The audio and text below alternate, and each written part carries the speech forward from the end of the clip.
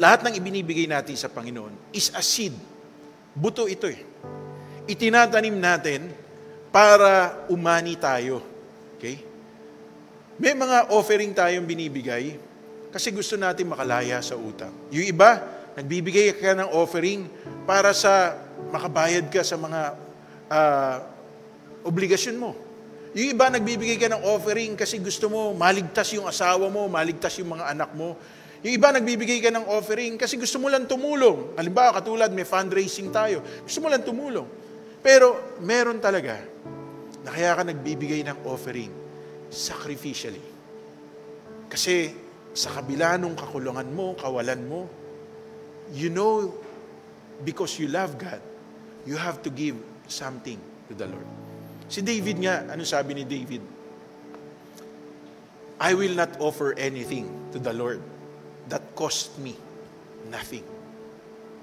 Kailangan pag nagbigay tayo sa Panginoon, yun nasasaktan ka.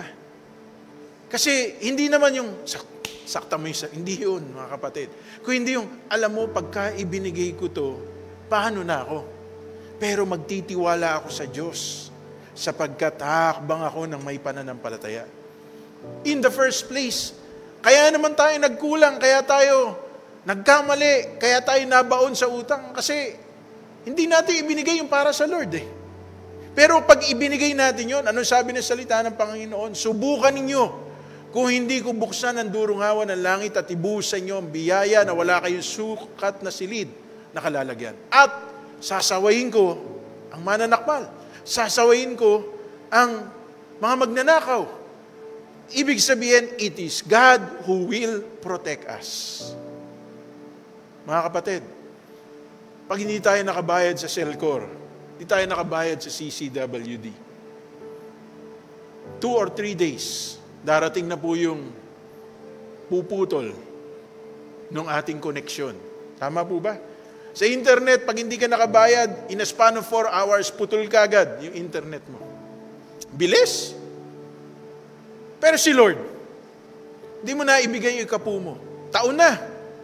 May dumating ba ang anghel kumatok? Puputulan na kita ng hininga. Hindi mo ibinigay yung para sa Panginoon eh. Okay? Bumili ka muna ng oxygen. Pero ngayon, araw na to, putol na yung supply mo ng oxygen sa paligid. Meron ba? Kumatok na anghel? Meron bang anghel na kumatok na sabihin sa'yo, okay, dahil hindi mo ibinigay yung para sa Panginoon, bumili ka ng bagong damit, bumili ka ng bagong sapatos, sanla mo muna yan. Ibigay mo muna yung para kay Lord. Wala eh. Why? Because kinakailangan kusang loob. Pero dahil kusang loob, kinakailangan naman ituro natin ito. Alam nyo, I demand something from my children because I am their father. Tama ba yun? Dahil magulang tayo eh. Dapat nagde-demand tayo sa kanila. Ipinoprovide naman natin ang ating pangailangan. God is our Heavenly Father. And it is but right that we give what rightfully belongs to Him. But more than the amount of money we can give, more than all the wealth that we can give, God wants us that we give our life to Him.